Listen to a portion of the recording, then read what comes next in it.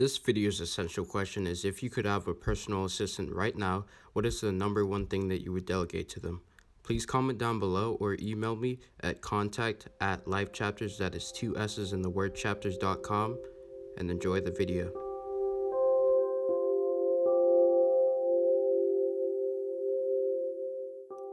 Hey, thank you for tuning in to Chapter 2 of Life Chapters. In this discussion, I'll be talking about what delegation is, how it's not lazy, but in fact, it's actually smart.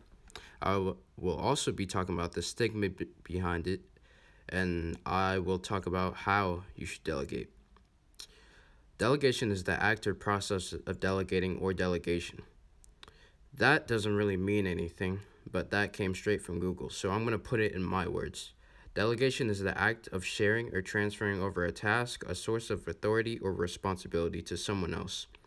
The people that do this most are companies and people with authority. So in a company, there's a boss, and that boss may have an executive or assistant, and they could do stuff like filter out their emails so that they show the boss the most important ones for them to look at. And people with authority, the best example that I can give for this is, if you have kids, then you delegate the chores to them. So you have one person do the dishes, one person vacuum, stuff like that. So you actually may not realize that all of us are doing it. Like, for the people that are in high school, we actually delegate like part of, let's say we had a project, we delegate part of the project to our partners so that it takes off the weight off of our shoulders. And like I said earlier, parents may delegate by having you do the dishes instead of them, so that it buys them more time for whatever they want. Maybe they want to watch Game of Thrones or something. I don't know.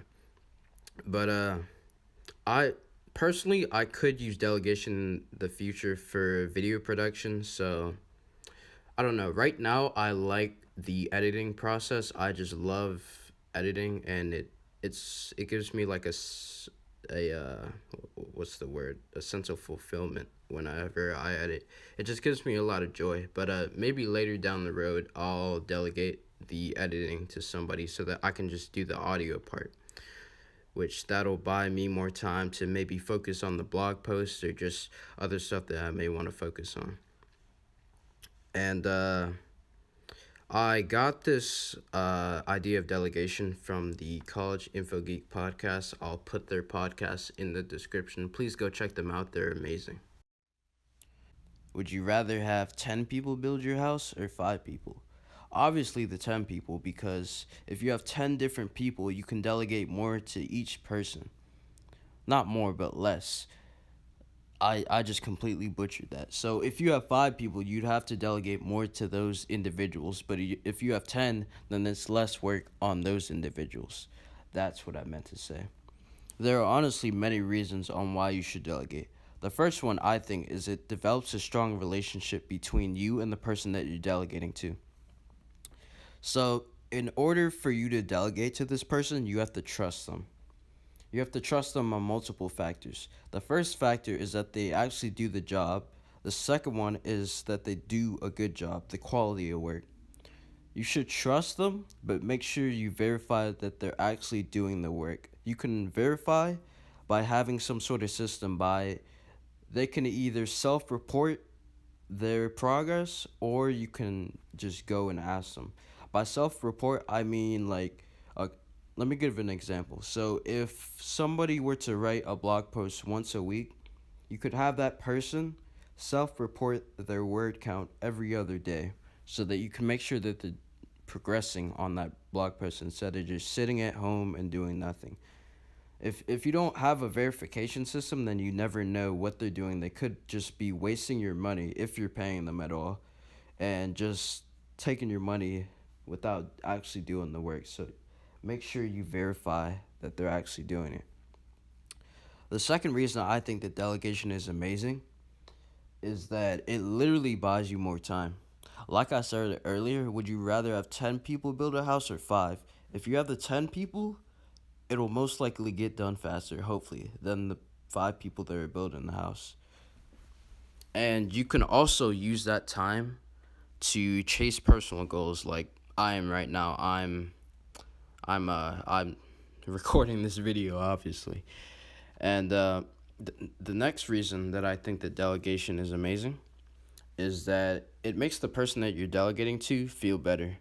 So, like I said earlier, you trust that person, and when somebody trusts in you, it kind of makes you feel good because I, I don't know, it's just a self esteem thing. It just makes you feel good that they trust you with that type of work. Yeah. And the last reason I think the delegation should be used is it decreases stress. So if you're being overworked, that'll obviously stress you more than if you have less of a workload. So less workload equals less stress. To touch on what you should delegate, I think the main thing that people think about when they think of delegation is the business person. And that type of thinking doesn't really hold much truth to it because when anybody can delegate.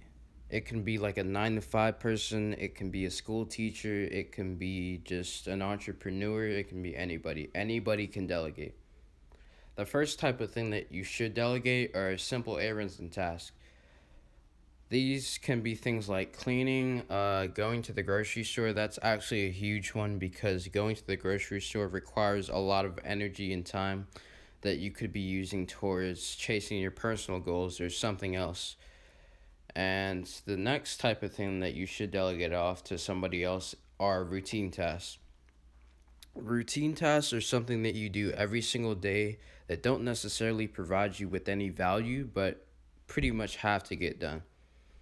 A lot of business people, they have a assistant that the assistant makes a to-do list for them every single day so that boss person doesn't have to do it in the morning and they can just get up and get started with their day. They don't have to make any critical decisions in the morning. They save a lot of mental energy in the morning by doing that. The next type of thing that you should delegate off to somebody else is a task that could be done by somebody else and also could be done better by somebody else.